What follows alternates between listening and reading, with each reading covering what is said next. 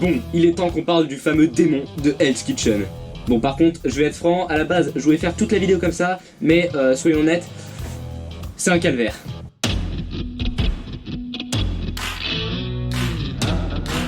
Bonjour tout le monde, aujourd'hui on se retrouve pour parler de l'avenir du personnage de Daredevil, qui est assez incertain pour l'instant et qui fait beaucoup parler les fans. Je vais commencer par revenir sur le parcours du personnage, puis ensuite je vais vous dire ce que je pense à propos de son avenir. Bon visionnage. Bon, déjà, pour ceux qui ne le savent pas, Matt Murdock est le fils de son père. Étonnant, je sais. Suite à un accident, Matt devient aveugle, mais en contrepartie, il développe tous ses autres sens de manière extrême, ce qui fait qu'au final, il a une conscience bien plus élevée de son environnement que la majorité des personnes malgré son handicap. Mais bientôt, son père meurt assassiné, ce qui fait que Matt va décider à l'avenir de devenir avocat pour combattre le crime. Mais les résultats ne sont pas suffisants, ce qui va le pousser à subir un entraînement ninja qui va le rendre excellent combattant, et il va s'en servir pour devenir Daredevil la nuit, pour stopper les criminels que la justice n'a pas su stopper.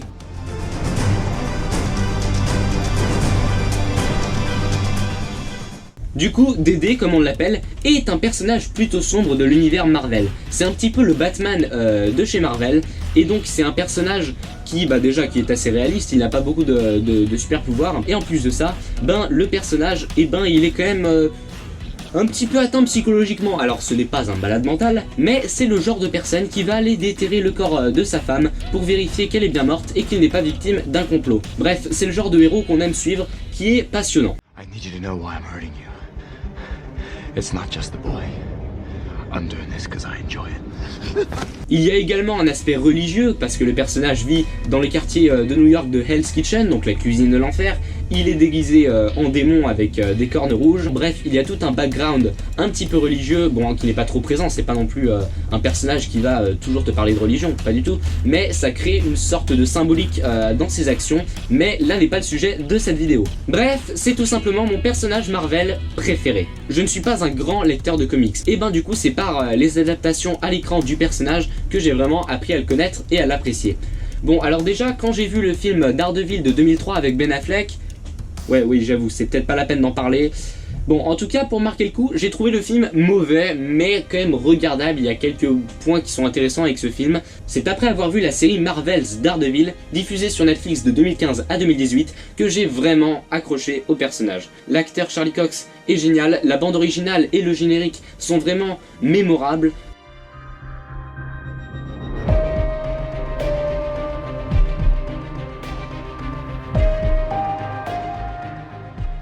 Et c'est surtout une série qui est très réaliste. C'est une des œuvres, des adaptations de super-héros les plus réalistes qu'on trouve avec The Dark Knight ou Logan. C'est vraiment une des œuvres super-héroïques les plus accessibles pour les gens qui n'aiment pas les super-héros, je pense. Vous ne verrez pas de magie, de laser, de gens qui volent, et vous ne verrez même pas de costumes de super-héros avant la fin de la première saison. Les combats, eux, sont tellement réalistes qu'un simple combat contre 3-4 mecs peut durer des fois plusieurs dizaines de minutes, et les personnages passent la moitié du temps à terre tellement ils sont crevés. Le mec a un entraînement ninja, c'est pas pour autant qu'il va réussir à défoncer 10 gars dans un bar. Bref, je suis vraiment dingue de cette série. Et cette série justement, donc c'est une série Netflix qui utilise des personnages de l'univers Marvel suite à un accord entre les deux entités qui leur permet donc de collaborer. La plateforme de streaming a aussi pu développer des programmes sur Jessica Jones, le Punisher, Iron Fist ou Luke Cage, qui se sont tous réunis dans la série The Defenders, qui est une sorte d'Avengers des Defenders de Netflix.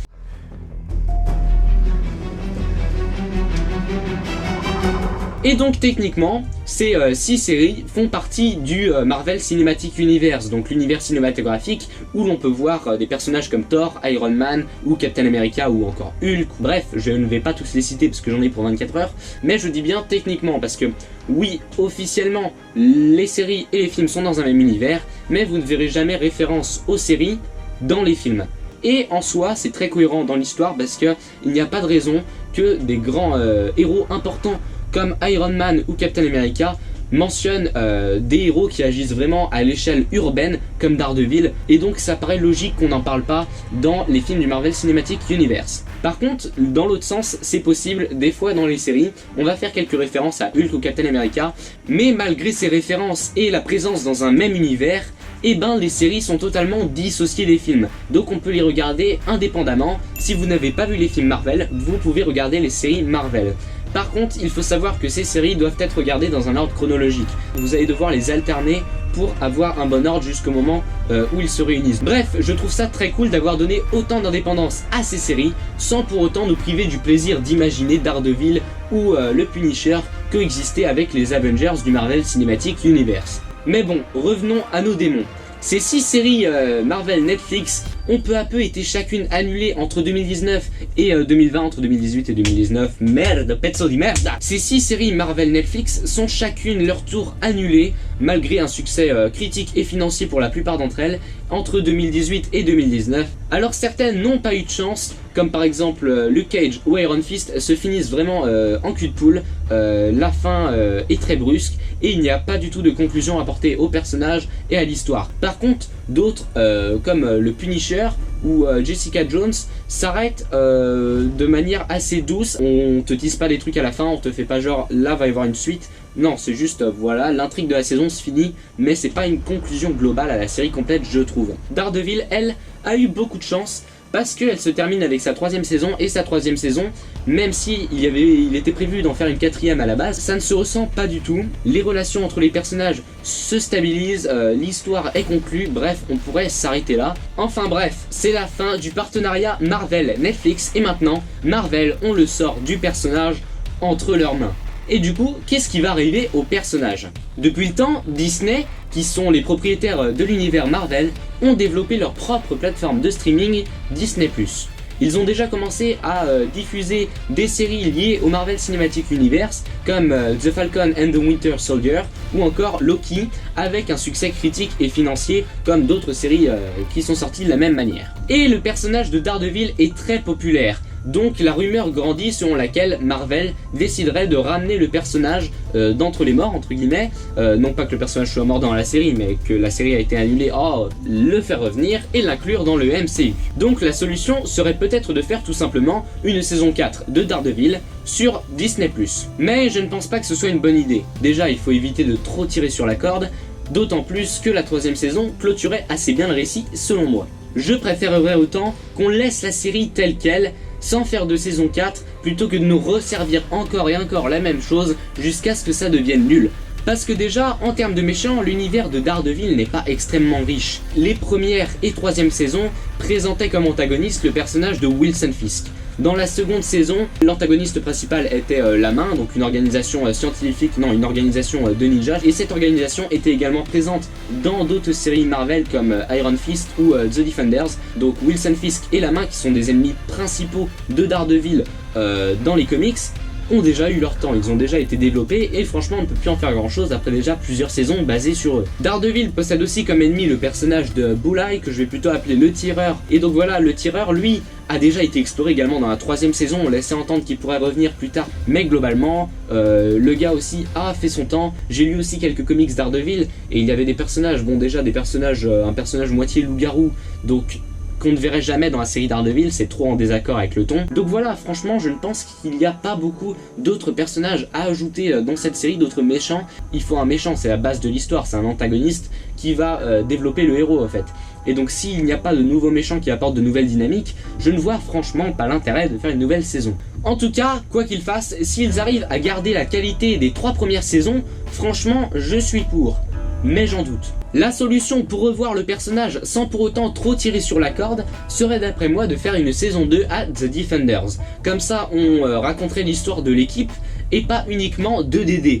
Donc comme ça on explorerait de nouvelles choses, on explorerait encore les dynamiques entre les différents héros. Donc voilà, ça pourrait faire évoluer le personnage sans pour autant être le centre de l'attention et du coup ne pas avoir grand chose à raconter. On pourrait diluer un peu tout ça parmi le nombre de héros à développer. Donc on pourrait le revoir avec un rôle principal mais quand même entouré d'autres personnages, ce qui ferait que le personnage ne serait pas encore le centre de l'attention, qu'on reviendrait encore et encore dessus. Alors oui, j'ai paraphrasé, j'ai redit 2 fois la même phrase d'une manière différente, mais au final je pense que ça peut bien illustrer le fait de nous resservir 2 fois Daredevil. Alors la première saison de The Defenders n'était pas excellente, elle était même plutôt décevante en termes de qualité. J'ai quand même beaucoup apprécié de voir tous ces personnages ensemble, mais globalement, on aurait pu beaucoup mieux faire, que ce soit sur le plan visuel ou alors sur le plan du scénario.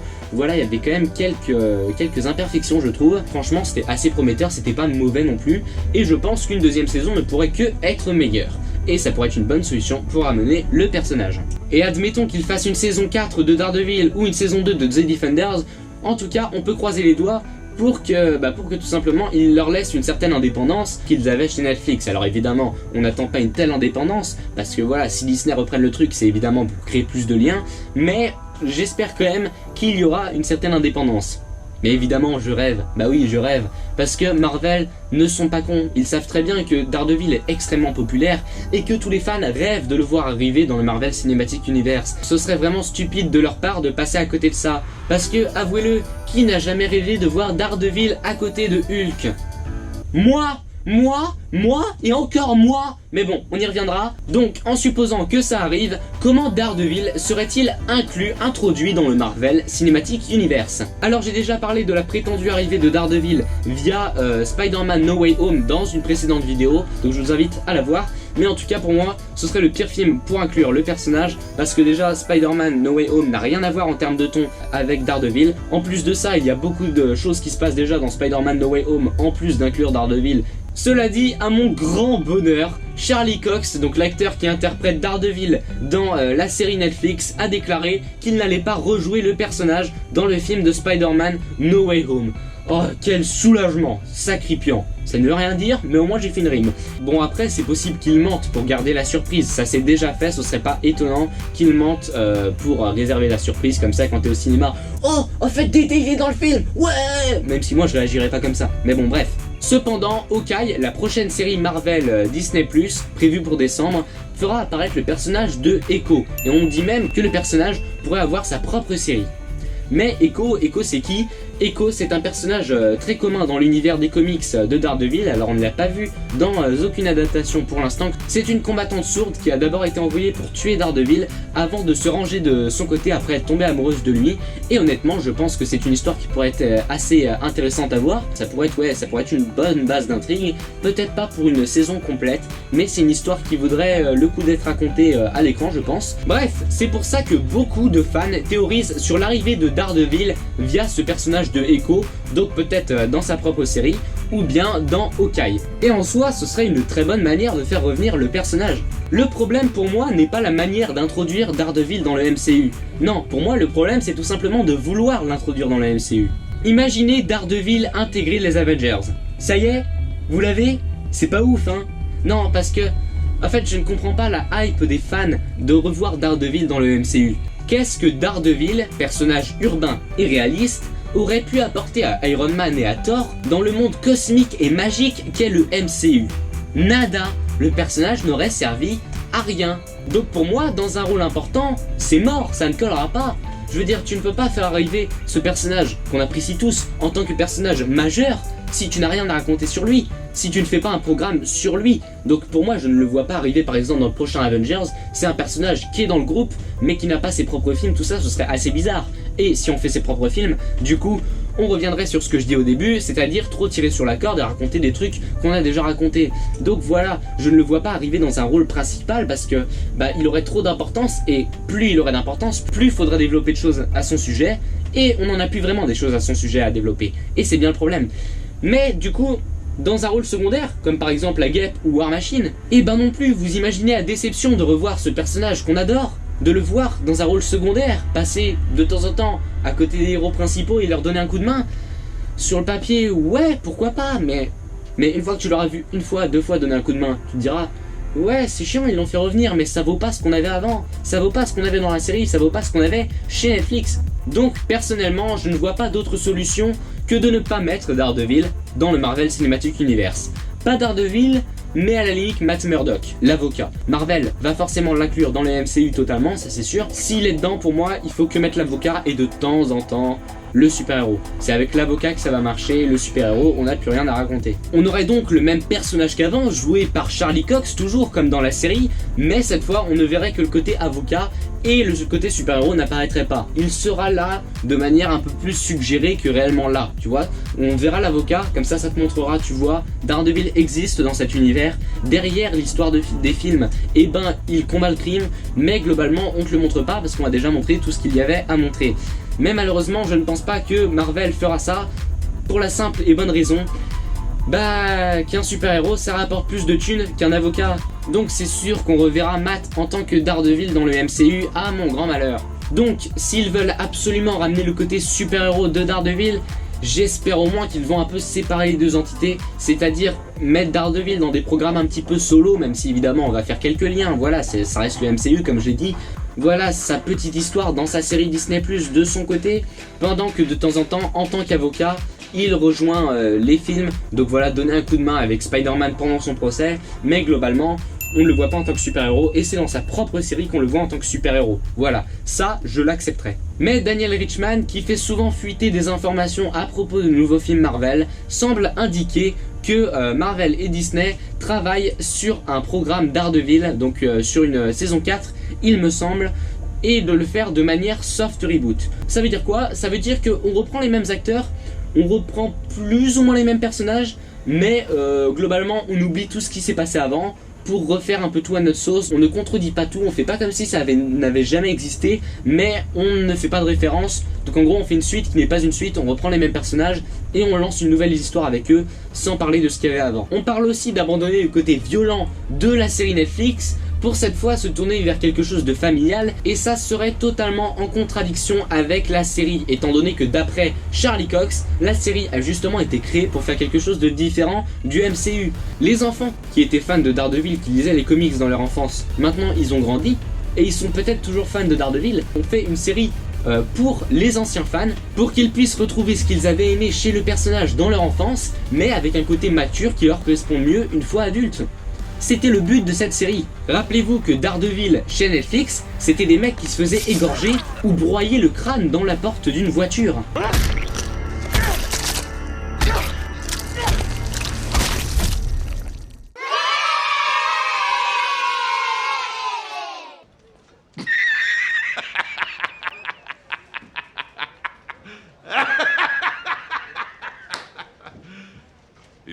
Et d'ailleurs, ce n'est pas que le cas de la série, parce que même dans les comics, Daredevil a des comics super violents. Frank Miller oblige. Et finalement, mais je n'ai aucune information officielle là-dessus, je suppose que ce sera pas les mêmes gens qui travailleront sur la série. Si on change totalement de ton, qu'on n'est plus chez Netflix et qu'on fait un soft reboot, je ne pense pas qu'on va ramener les mêmes scénaristes, les mêmes réalisateurs, les mêmes showrunners. Donc, je vous le demande, à quoi bon ne pas tout simplement faire une nouvelle version de Daredevil? Parce que, je résume, on abandonne le côté familial, on coupe les ponts avec les saisons du passé pour faire un soft reboot, et ce sera probablement plus les mêmes équipes qui travailleront dessus. Qu'est-ce qui restera de l'ancienne série qu'on adore? Les acteurs. C'est tout. Je suppose que cette idée de soft reboot vient du fait qu'ils veulent garder Charlie Cox dans le rôle. Et je suis d'accord, il est excellent dans le rôle. Franchement, tu me dis Daredevil, je vois Charlie Cox, je serais d'accord qu'on prenne un nouvel acteur pour Daredevil, mais ça me fait encore plus plaisir s'ils reprennent le même acteur. Mais ne prétendez pas que c'est le même Daredevil que celui que j'ai adoré. Faites-en un nouveau et assumez-le. Pour moi, la série Daredevil, c'est mon truc Marvel préféré. J'ai Daredevil, j'adore cette série. Et c'est pas pour autant que je veux absolument la revoir. Voilà, pour moi il y avait une conclusion, il n'y a pas besoin d'une suite en fait, tout simplement. Et encore, s'il y a une suite, je serais content, je l'accepterais. Mais le fait de l'inclure dans la MCU, ça trahirait tout ce que j'ai aimé dans cette série. Et donc je vois pas l'intérêt de la faire revenir juste pour dire aux fans, regardez, vous avez la saison 4 de la série que vous adorez, mais globalement c'est plus du tout la même. Et voilà, c'est ça qui me dérange un peu avec ça. Abandonnez cette idée de soft reboot et faites-vous votre propre version. Parce que, qu'on soit clair, je n'ai rien contre l'idée de faire un Daredevil familial. Si vous voulez, faites un Daredevil qui fait des blagues, vous le faites comme vous voulez, et moi franchement ça pourrait me plaire, ça pourrait être super un Daredevil familial. Alors pourquoi vous voulez absolument faire genre c'est le même Daredevil qu'avant? Vous reprenez la série telle qu'elle, ou vous ne la reprenez pas, c'est tout. Donc, d'après moi, ce n'est ni au cinéma, ni à la télévision que Daredevil a un avenir prometteur. C'est dans le 10e art. Après les Batman de Rocksteady ou bien les jeux Spider-Man de Insomniac Games, les super-héros commencent à avoir des jeux vidéo dignes de ce nom. D'ailleurs, Insomniac Games a même annoncé récemment qu'ils étaient en train de développer un jeu Marvel's Wolverine, donc un autre jeu Marvel, cette fois sur le personnage de Wolverine des X-Men. J'en ai fait une vidéo avis à ton avenir si ça vous intéresse. Le jeu a l'air assez violent, ce qui montre que Insomniac Games n'a pas peur de développer des jeux avec des tons vraiment différents. Donc si on a un jeu Wolverine violent, pourquoi on n'aurait pas Daredevil dans un jeu vidéo Insomniac? Alors je vous préviens, il n'y a rien d'officiel à ce sujet, c'est juste moi et mes rêves. Déjà, ce jeu Daredevil pourrait emprunter au Batman Arkham son système de combat très fluide, donc par système de contre et d'attaque, avec évidemment des combos et des gadgets et tout pour faire des enchaînements un peu stylés. C'est un système de combat qui marche très bien et qui a déjà été repris par Insomniac Games dans Spider-Man, donc voilà, ce serait pas étonnant de retrouver ça si on a un jeu Daredevil. Je veux pas un système de combat aussi cheaté que dans Marvel's Spider-Man, je veux dire dans le sens où il faut que les combats paraissent réalistes. Donc voilà, j'espère qu'il y aura franchement beaucoup d'animations au niveau du personnage. Genre quand tu te prends un coup, peut-être que tu as des handicaps. Personnellement ça me plairait beaucoup. Genre si tu te prends un coup par exemple dans la tête, ton personnage a du mal à donner des coups aux autres ennemis parce qu'il est un peu sonné. Si tu te prends un coup de pied dans la jambe, et ton personnage boite. Voilà, j'aimerais qu'il y ait des animations, des difficultés qui s'instaurent au fur et à mesure du combat si tu ne gères pas bien. Voilà, ce genre de truc. Mais il pourrait surtout en reprendre l'aspect infiltration, donc déjà avec une vision au sens amélioré, donc pour voir les ennemis à travers les murs et aussi du coup pouvoir voir les éléments avec lesquels on peut interagir dans le décor, et la possibilité de se cacher dans des recoins pour traquer les ennemis et les descendre un par un. Des ennemis qu'on ne peut pas battre au corps à corps et il faut les atteindre avec discrétion, ce qui correspond parfaitement au personnage de Daredevil.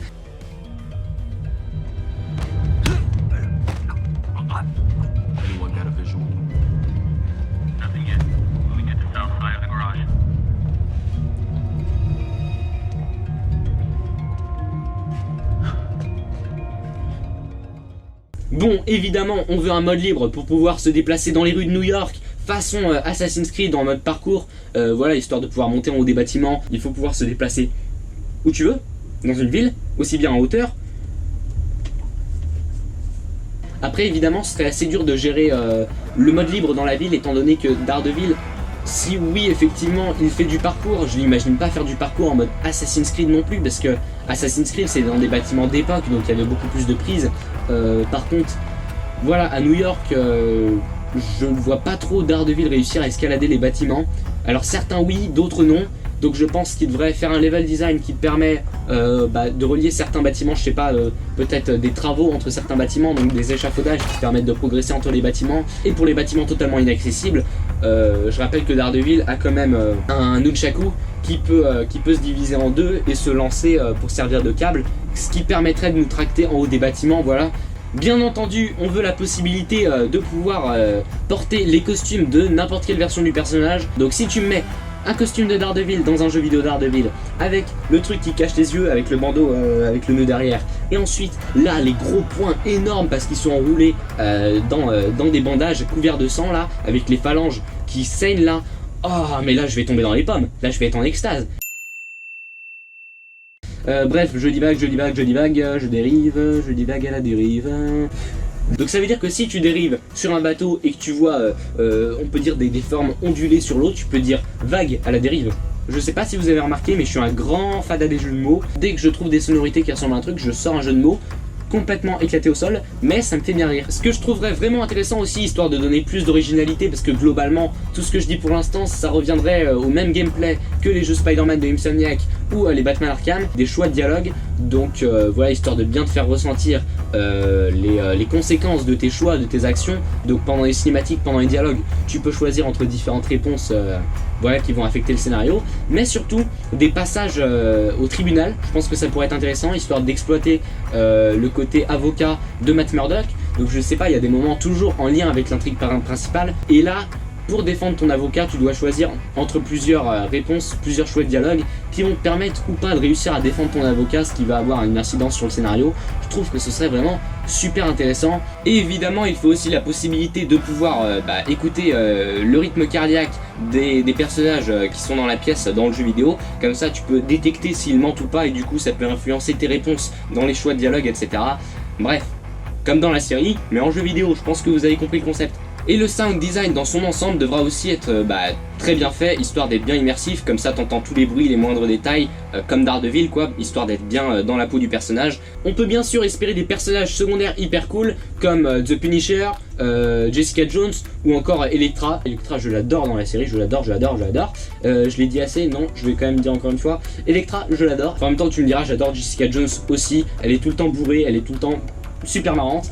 Enfin bref, et en passant, c'est John Paesano qui s'est chargé de la bande originale de la série Daredevil de chez Netflix, mais c'est également lui qui a fait la musique des jeux Marvel's Spider-Man de chez Insomniac. Donc si un jour Insomniac Games nous font un jeu Daredevil, on peut espérer qu'ils reprennent le même compositeur et que du coup on puisse retrouver les mêmes sonorités que dans la série. Ce sera juste génial si t'arrives à me donner les costumes de la série dans le jeu et un petit bout de la musique dans le jeu, mais ce serait trop cool quoi, juste un petit moment de j'aimerais ça. Voilà, c'est tout. Je pense aussi que contrairement aux jeux Batman ou Spidey, cette fois la police devrait être un obstacle, parce que Batman et Spider-Man dans leur jeu, la police a vraiment totalement acquis leur présence aux deux héros et ils collaborent en parfaite symbiose on va dire. Là Daredevil, franchement j'arrive pas à imaginer Daredevil collaborer totalement avec la police. Faut que la police soit corrompue et que même les policiers non corrompus fassent pas beaucoup confiance à Daredevil. Encore une fois, on est sur un Daredevil réaliste, je pense que c'est ça qu'on aime tous. Pour ce qui est de l'histoire, évidemment, je veux que ce soit comme pour les jeux Batman ou Spider-Man, c'est-à-dire on prend inspiration évidemment de ce qui a été fait précédemment autour du personnage, mais on crée une histoire originale et indépendante. Si un jour ils font un jeu vidéo Spider-Man de la part de Insomniac Games, je pense qu'il faut qu'il se soit dans un même univers que Spider-Man. Alors je ne veux pas voir Spider-Man débarquer toutes les 2 secondes parce que Spider-Man va voler la vedette, il va être trop présent dans le jeu s'il y est, mais je veux dire par là que ce serait très étonnant de faire 2 jeux sur un personnage Marvel qui se passent tous les 2 à New York et qu'on ne les voit pas l'un l'autre dans un même univers. Voilà, vous voyez ce que je veux dire. En plus de ça, dans Marvel's Spider-Man, il y a plein de références à Daredevil tout simplement. Donc déjà au début du jeu, on peut voir l'ennemi juré de Daredevil, donc Wilson Fisk, qui sert de combat d'introduction au jeu. On peut également voir, il me semble, le cabinet d'avocats de Nelson et Matt Murdock. Donc voilà, il y a plusieurs références qui ont été faites par rapport à Daredevil. Donc s'ils font un jeu Daredevil, c'est certain qu'il sera dans le même univers que Marvel's Spider-Man.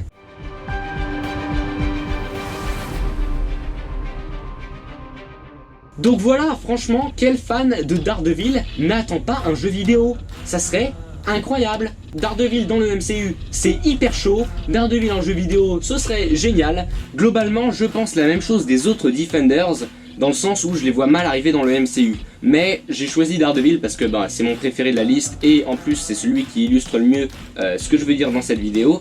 Mais après oui, même si les autres je les vois pas arriver dans le MCU, ce serait quand même plus possible qu'avec Daredevil parce qu'ils sont moins axés sur la violence et ils passeraient mieux en personnage secondaire. Voilà, Jessica Jones, Iron Fist, on les imagine plutôt bien être en personnage secondaire comparé à Daredevil qui lui est vraiment un héros principal. Je préférerais que comme Daredevil on les laisse tranquilles de leur côté, mais si ça arrive ça pourrait être fait d'une manière assez bonne, contrairement à Daredevil où c'est vraiment chaud.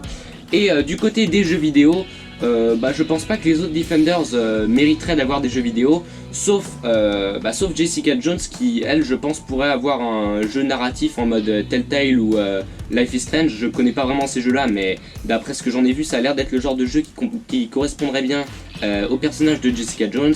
Et pour le Punisher, j'imaginerais bien un jeu genre, je sais pas moi, un jeu de tir genre Max Payne ou ce genre de truc. Encore une fois, j'ai pas joué à ces jeux, mais d'après ce que j'en sais, ça a l'air d'être le genre de jeu qui correspond. Ou alors tout simplement un jeu Defenders avec les 4 personnages dans le jeu, ça ce serait plutôt cool. Bon voilà, c'en est tout pour cette vidéo, j'espère que vous l'avez apprécié. Si c'est le cas, tant mieux pour vous, sinon tant pis pour moi. On se retrouvera bientôt pour une prochaine vidéo. Salut à tous. Je crois que ça, salut à tous, salut à tous, salut à tous, salut à tous. Je revis. Est-ce que je serais pas en train de réadapter le comics Born Again de Frank Miller? Salut!